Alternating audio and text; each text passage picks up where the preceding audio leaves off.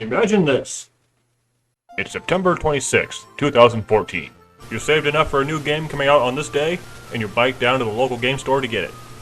Unfortunately, you find you are a few dollars short, so you bike back home to scrape up whatever change you can find. Then you bike back to the game store to make the purchase again, just to find you're one single penny off of the sales tax. Luckily, the clerk lets you have the game anyway.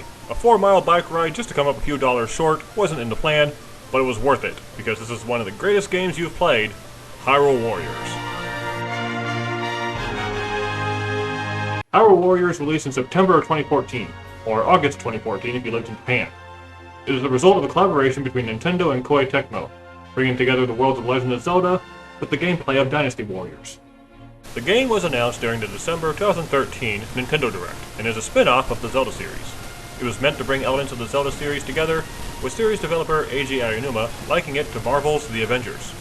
Hyrule Warriors was met with favorable reviews and sold well enough to be ported to the Nintendo 3DS in 2016 called Hyrule Warriors Legends, which contained much of the same content as the original Wii U game, as well as new story chapters and characters. Both of these titles and all of its content were compiled into one single game called Hyrule Warriors Definitive Edition, which released for the Nintendo Switch in 2018. Later on in 2020, another Hyrule Warriors title was released, this time tied to The Legend of Zelda Breath of the Wild, called Hyrule Warriors Age of Calamity. Today I'll be going over all of these titles, using my Gizgig rating of gameplay, story, characters, sound, and graphics for the Hyrule Warriors Definitive Edition and Hyrule Warriors Age of Calamity. Let's start off with the first Hyrule Warriors. If you've played a Dynasty Warriors game, you know what to expect here. The scenarios in Hyrule Warriors are usually 1 versus 1,000, where you have to fight against an army to claim victory through whatever objectives you have to meet. These objectives range from capturing certain keeps, defeating a specific boss, or fighting out a time limit. In every level, there are a number of keeps, which are focused areas allies or enemies can control. By taking down enough enemies in the keep, a keep boss will appear, and defeating it will allow you to claim the keep for your team. This goes for both sides of the war. The enemies are fully capable of taking that keep back, or even capturing one you've already controlled, usually aiming for your central base. There are various types of enemies standing in your way to victory. Lizalfos, Moblins, Darknuts, Redeads, and more all act as strong enemy captains. These enemies have additional attacks that can leave them open, displaying a weak point gauge. Attacking the enemy will deplete the gauge and will cause the attacking warrior to perform a special move on them. Introduced in Hyrule Warriors Legends are item calls that show what item the enemy is weak against. By attacking with the right item at the right time, the enemy will attack surrounding allies on its team before displaying another weak point gauge. There are also various bosses in the game that can't be beat using regular attacks. You have to wait for the right opening. For example, you can only stun King Dodongo by throwing bombs into its mouth when it's charging a fire blast. Those are all typical Dynasty Warriors elements, but there's some Zelda elements mixed in here too. I mentioned items already, things like bombs, the bow and arrow, and hookshot can all be collected by progressing through the story. While they can all be used against enemies to exploit weaknesses, they can also help you interact with your environment.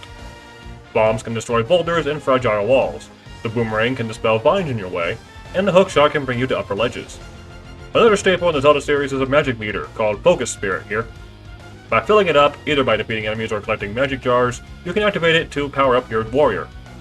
Defeating consecutive enemies can lengthen the duration of the power-up, as well as grant you additional bonuses during the time it is active. Once Focus Spirit is depleted, or if you end it early, your warrior will perform a finishing strong attack that differs depending on when the Focus Spirit ended. Most of the scenarios allow you to take multiple characters into the battle at once. I'll get to the characters themselves in a moment, but starting from Hyrule Warriors Legends, you are capable of switching between these warriors. Up to 4 warriors can be deployed at once, though only a few scenarios actually allow that much. It's normally 2 or 3. However, just like defeating an enemy's boss grants you a victory, losing any of your playable warriors results in a loss. Failing under certain conditions can also result in a loss, so you have to be careful and manage where your warriors are carefully. Battling through enemies with a warrior will have them level up, increasing their strength and health, allowing them to fight enemies easier and last longer in playable scenarios. Hyrule Warriors has various modes you can play as well. Legend mode is the main story, taking you through the tale of Link, Zelda, and others as they fight through hordes of enemies. Adventure mode consists of 8-bit styled maps resembling the original Legend of Zelda game, Twilight Princess, Majora's Mask, and more. Each screen on this map is a scenario that needs to be completed in order to progress, though progression is dependent on how well you do in the scenario.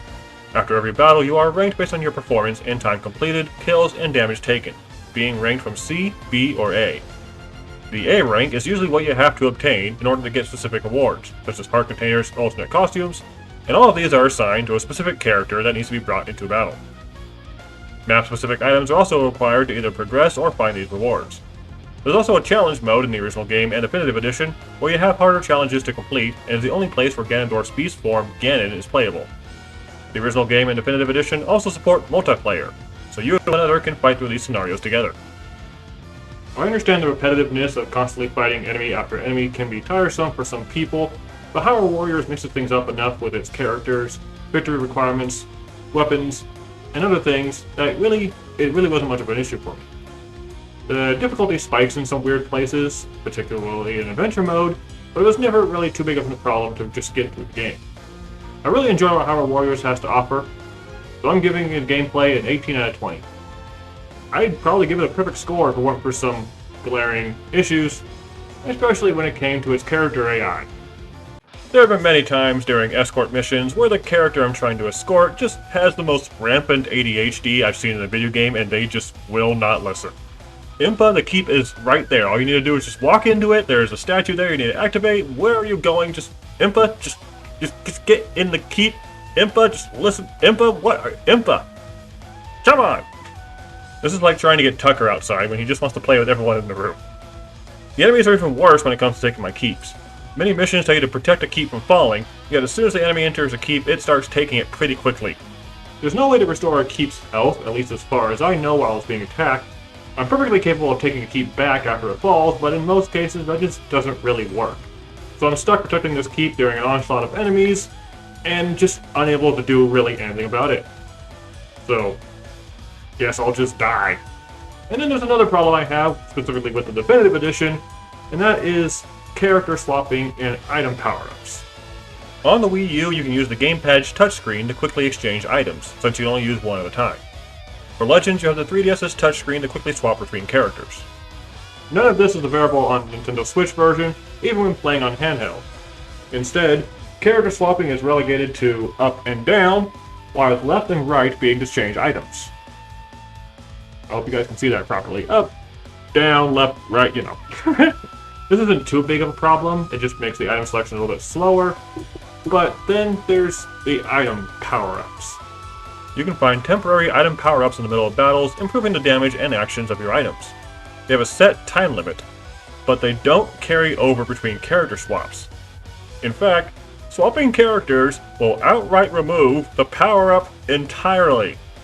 So I get an item power-up for an item I don't have, and I go to switch to the item, but I end up accidentally switching to the character instead, so I switch back to the character I was already using, which ends up canceling out the power-up entirely, and the point is, I have big thumbs.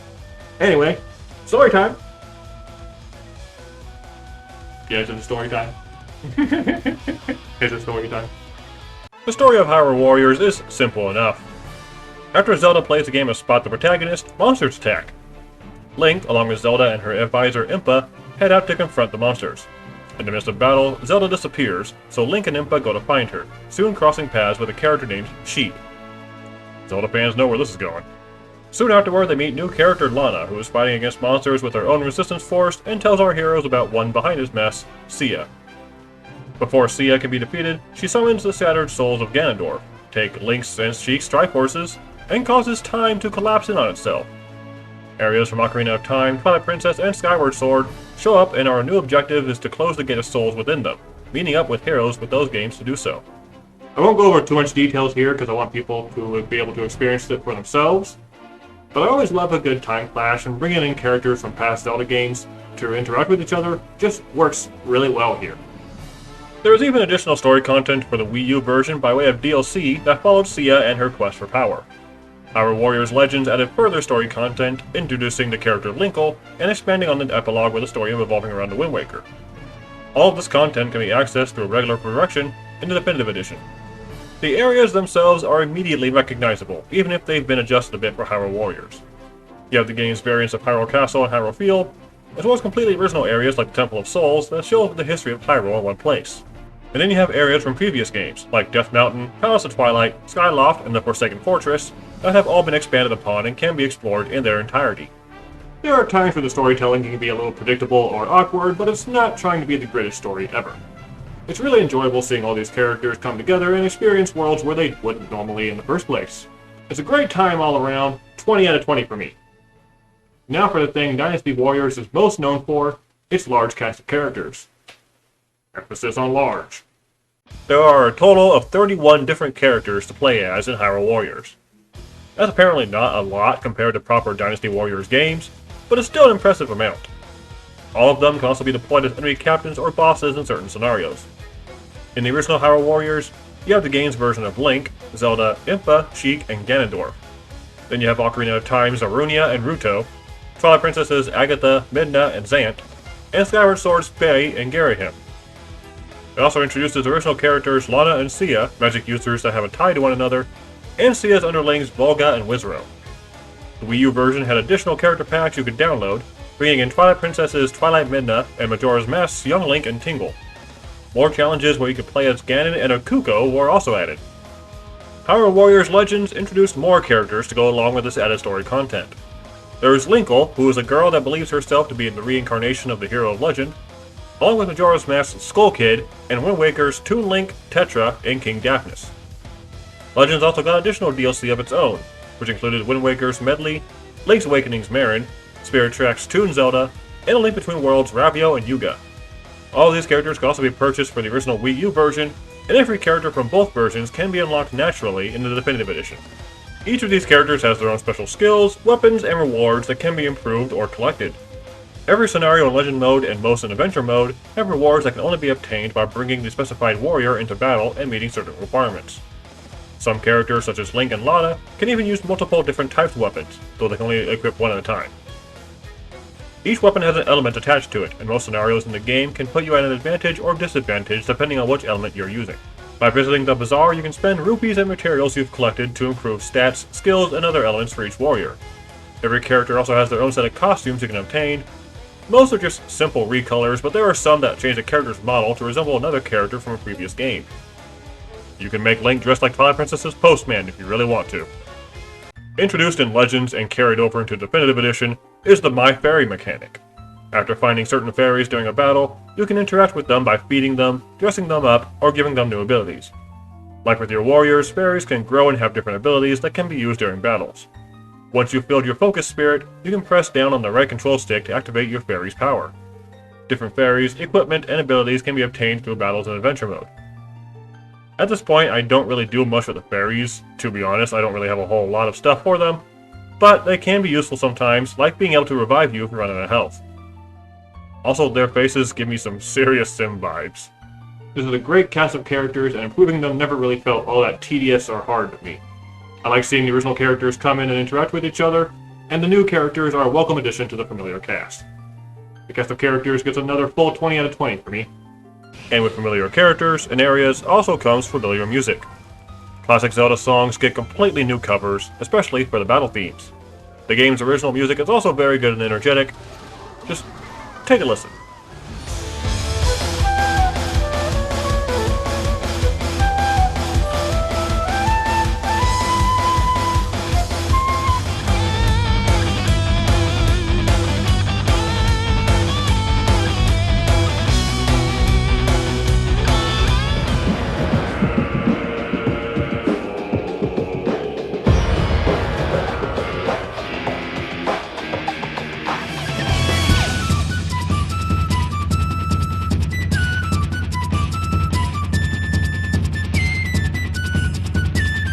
The Adventure Mode maps also get 8-bit renderings of the games they are based on.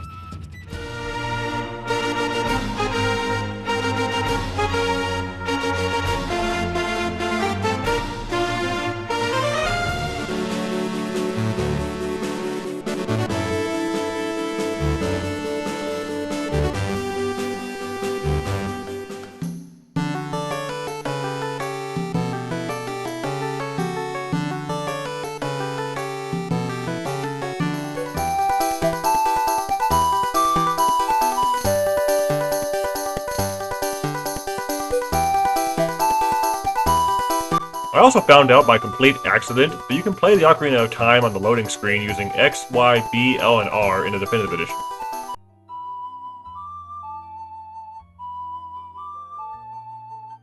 The music in this game is fantastic and I love it. Unfortunately, I don't feel like the characters got quite the same treatment. Characters talk a lot and are very vocal about whatever's happening currently in the battle. I have no problem with the dialogue itself. The big problem I have is that none of it is voice acted. I know you don't necessarily need things to be read out to you aloud as you're enjoying the game, but not even the cutscenes are voice acted. Like, just look at this.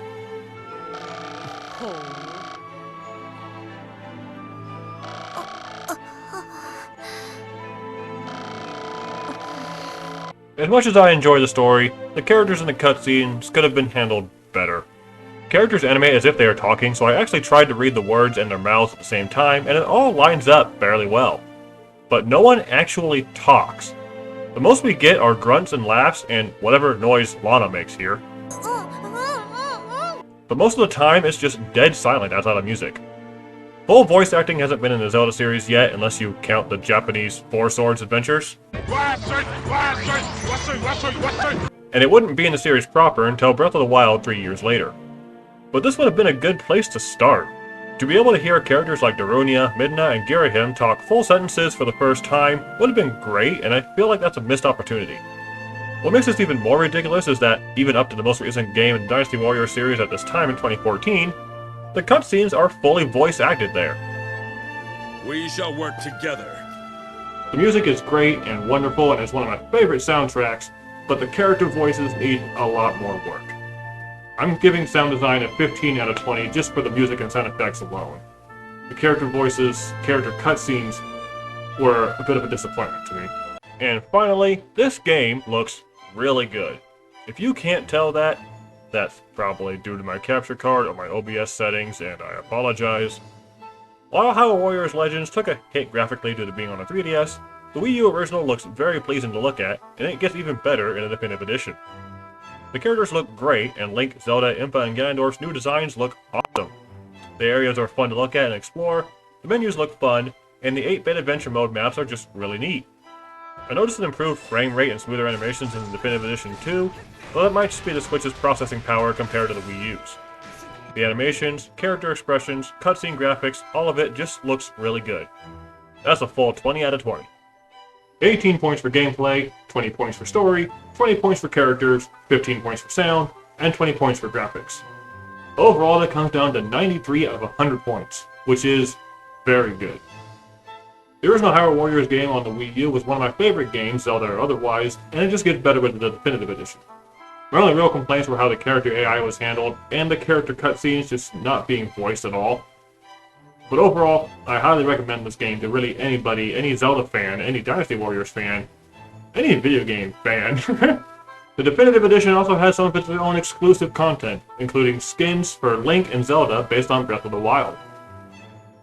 And speaking of Breath of the Wild, let's jump into our next Hyrule Warriors game, Age of Calamity. The existence of Hyrule Warriors Age of Calamity is largely due to Breath of the Wild itself. While development on Breath of the Wild was happening, Eiji Aonuma was conceptualizing another multiplayer Zelda game. Once Breath of the Wild was finished, Aonuma was approached by the game's director and art director, Hideo Fujibayashi and Satoru Takezawa respectively, apologies if I butchered those names, to make another Hyrule Warriors game set during the Great Calamity event of Breath of the Wild. Aonuma agreed, and after getting back in touch with Koei Tecmo and Omega Force, Age of Calamity began development. The gameplay of Age of Calamity is functionally similar to the previous Hyrule Warriors titles. You have your warriors that you deploy and can switch between, then you go out and fight an army.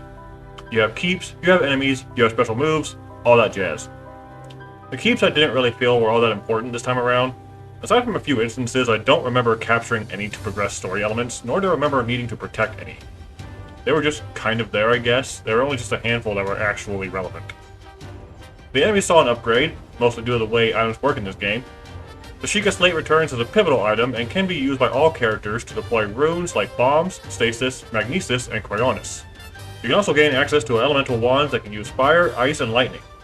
Each major enemy is weak to a specific rune and/or wand. For example, you can freeze Hinoxes with Stasis and use a fire wand on ice enemies to burn them. Enemies have tiers of strength too, so you can fight regular Bokoblins, Silver Bokoblins, and Gold Bokoblins depending on the stage of difficulty, and there are elemental enemies as well.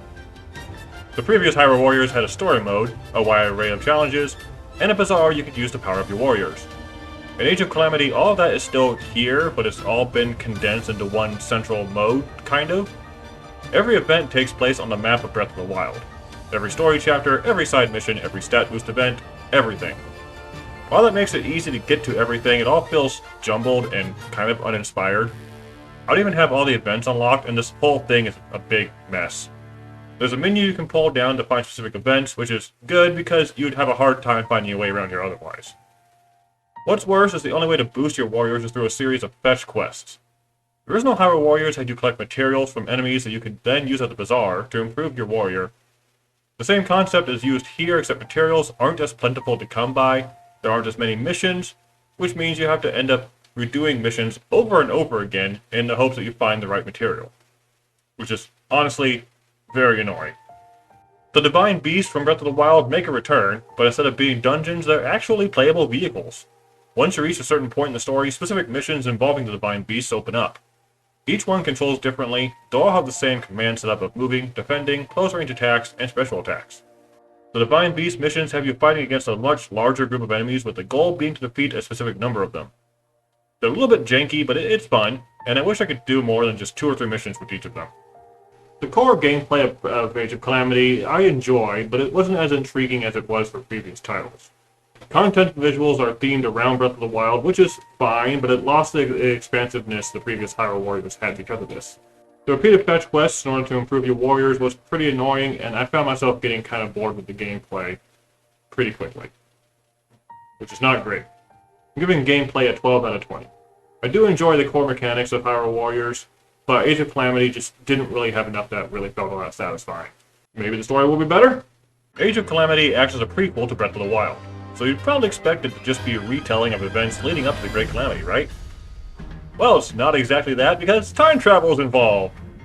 A little guardian by the name of Tarako sees Calamity Ganon attack and opens a gate of time to travel back to before Calamity Ganon struck the first time. But another guardian attacks, which sends Tarako flying into the gate, along with a small piece of Ganon's malice. Now in the past, King Rome is rallying his attacks for a battle against a horde of Bokoblins. Link is a member of these troops, and you have to control him for the first portion of the fight. Soon you find a disabled Tarako, as well as Impa, who is running and trying to guard the Sheikah Slate. She trips and sends the slate flying, but Link catches it, and a little guardian wakes up due to the slate's vicinity. They soon meet up with Zelda, and they decide to bring Tarako to the Royal Ancient Lab, but are attacked by another guardian. Luckily, Tarako has the ability to activate other nearby stationary guardians, which are used to take down this opposing guardian. At the lab, Para and Robbie decipher some of the Tarako's memory, revealing the calamity it came here to prevent. What follows next is a quest to find 4 champions that are brave enough and strong enough to pilot the 4 Divine Beasts. Mipha, Daruk, Revali, and Aversa all have problems to overcome, which you need to help them with. Once satisfied, the 4 of them agree to pilot the beasts. After fending off a surprise attack by the Yiga clan, the heroes help liberate the Great Korok Forest and meet a wizard by the name of Astor. Link pulls out the Master Sword and uses it to repel the attacking wizard, whose goal is to revive Calamity Ganon. There's a lot more that happens here, so I don't want to spoil too much. But I kind of have to, because I have to talk about it later. Tarako isn't the only character to come from the future, as at this point in the story, he opens up portals for other warriors to step through. In Breath of the Wild's past, the 4 champions struggle to fight off the Blight Ganons and fall in their battles. Age of Calamity shows these battles, but champions from the future step in to save their predecessors. As much as I like time travel, portals just suddenly opening up at the right time always feels weird and lazily handled. In the end, Calamity Ganon is defeated, the future champions return to their own time, and Breath of the Wild just straight up doesn't need to happen anymore. Maybe that's why Tears of the Kingdom doesn't connect to Zelda lore anymore. It got erased! Since this game takes place in the world of Breath of the Wild, you're going to explore a lot of familiar locations. Areas like Hyrule Castle, Death Mountain, Zora's Domain, Akala Citadel, the Yiga Hideout, and more will all be familiar to people who've played Breath of the Wild. There's no real graphical enhancements this time around, this is all using the same style as Breath of the Wild, but the areas are fun to run around in and experience in different ways. The story's progression plays out in chapters like the previous Hyrule Warriors games, but the goals are pretty repetitive. As I mentioned earlier, there's very few points in the game where taking or defending keeps is necessary for progression. It's all a lot of defeat boss or defeat a certain number of enemies. While I get that's kind of the main thing in Dynasty Warriors anyway, it didn't feel all that varied here in Age of Calamity. Keeping keeps was a bit of a pain in the previous Hyrule Warriors, but it added enough variety to my strategies, and I don't feel like I got that here. There were some surprises here and there, and the side challenges mixed things up by doing things like one-hit challenges or only certain elements will work, but progressing through the main story was relatively easy, even while I was playing on hard mode. The overall story is decent for what it is, but it was pretty hit and miss until the later levels. There's additional story content you can get with DLC, but from what I'm able to tell, it doesn't really add a whole lot more. Also, its connection to Breath of the Wild is pretty confusing. It's a prequel, sure, but it's a prequel being impacted by the story it's prequeling. Is this a what-if scenario? Is it an alternate timeline? Who knows? In the first Hyrule Warriors, time travel was used as a fun element to just bring characters together, and it impacted nothing outside of the game. But Age of Calamity is actively tying itself to Breath of the Wild, and I don't feel like it knows what to do with a game that already had its history established. I'm giving the story a 10 out of 20. It needs work. Most of the playable characters in Age of Calamity return from Breath of the Wild, of which there are 21 of them. Link and Zelda appear in their pre-100-year nap experiences, using entirely new movesets. And since this game takes place in the past, older characters are now fighting in their prime. Impa, with a new appearance similar to her granddaughter Paya, the four champions, Mipha, Daruk, Revali, and Aversa, as well as Zelda's father, King Rome, can all be controlled this time around. Hestu also appears in a playable state after you save the Korok Forest, and the Great Fairies fighting together as one unit, and Monk Kaz Kashia can be unlocked through side missions. The champions from the future, Sidon, Yunobo, Teba, and Riju, all join after coming through portals I mentioned earlier, and Master Koga joins to get his Yiga clan back after he was betrayed by Astor. All of these characters return from Breath of the Wild, but there are a few new additions too. Terrako can become playable after you finish a series of fetch quests after completing the story, and you can even play as Calamity Ganon after completing certain quests based around him. DLC also adds in some new characters, like the battle-tested Guardian, Pyrrha and Robbie as a duo unit, and Koga's right-hand man Suga. Like the previous games, all characters have their own sets of skills, weapons, and improvements. While I think this is a great lineup of Breath of the Wild characters, I'm not a big fan of how it handles warrior improvements. Character improvements, whether it be additional hearts, new skills, or power-boosting recipes, are handled almost exclusively through fetch quests. Once you find enough materials, a character icon on the map will glow, signifying it can be improved. There are even fetch quests that give you materials in exchange for more materials. The previous games required enemy materials to improve too, sure, but it was handled through a cohesive badge system and materials weren't that hard to come by. I rarely had to redo any scenario for materials. Here, character icons are scattered throughout the map and you have to replay several missions repeatedly in order to gather the right materials you need. It feels like a step backwards. The roster is good as far as one based entirely on Breath of the Wild can be, though the character improvement system feels lazily handled. The characters play well and I have no real issues with them.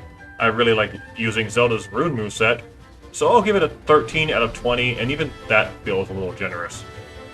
The previous roster for Hyrule Warriors was very solid, and I liked how it was characters from different games coming together. In Age of Calamity, the only reference to an earlier game I could find was the gear Link wore in the original Hyrule Warriors. How do you obtain this gear, you ask? By doing everything else the game has to offer, reaching a near 100% completion. No thanks, I'm good. One of my own complaints with Breath of the Wild was how minimal music was used. Not that it didn't have music, it's just the music it had was very quiet and soft until you get chased by a Guardian. Yeah, whatever. If there's one good thing I have to say about Age of Calamity, is that it definitely improved this aspect of Breath of the Wild. Like the previous games, Age of Calamity has remixes of music to keep things upbeat and energetic as you're fighting. And you know what else Age of Calamity does right? Fully voiced cutscenes! No longer are characters just mouthing their words, they are actually talking! You! Help! The mid-battle dialogue isn't voiced, which is fine, it doesn't need to be. The music hits the right moods, and characters are now fully able to express themselves. That's all I wanted from the sound design, full 20 out of 20. Graphics-wise, Age of Calamity follows the same visual style as Breath of the Wild.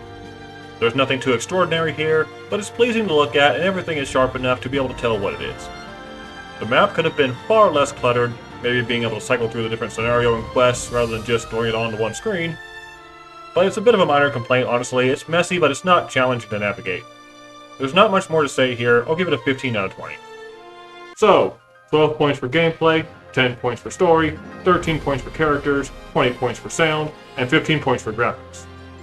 Overall, that comes down to 70 out of 100 points, which is okay. Compared to what came before it, Age of Calamity feels pretty bland.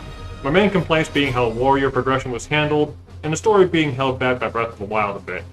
If you just really want to explore all of what Breath of the Wild story has to offer, Age of Calamity is what you might be looking for. But otherwise, I just recommend Hyrule Warriors Definitive Edition. And now there's one more thing left to talk about, and that is Hyrule Warriors' influence. Hyrule Warriors isn't the first time the Dynasty Warriors series was mixed with another franchise. There are games based around Gundam, Fist of the North Star, and One Piece, for example. Even the spin-off title Samurai Warriors 3, Nintendo's Takamaru even gets a guest appearance in certain modes. But it feels like Hyrule Warriors is what got people really interested in the Warrior style of gameplay, as it continued to sell well much to the surprise of Koei Tecmo themselves. After Hyrule Warriors, we got titles like Dragon Quest Heroes, Warriors All-Stars, Persona 5 Strikers, and Fire Emblem Warriors, all of which sold very well. I remember seeing many fan-made concepts of other franchises getting the Warriors treatment thrown around the internet around the time the Hyrule Warriors was released, like Super Mario and Star Wars, which may actually be a possibility sometime. Hello everyone, my name is Alex. Thank you so much for watching this video, I do really appreciate it.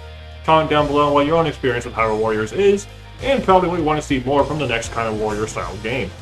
What other Dynasty Warriors games do you like?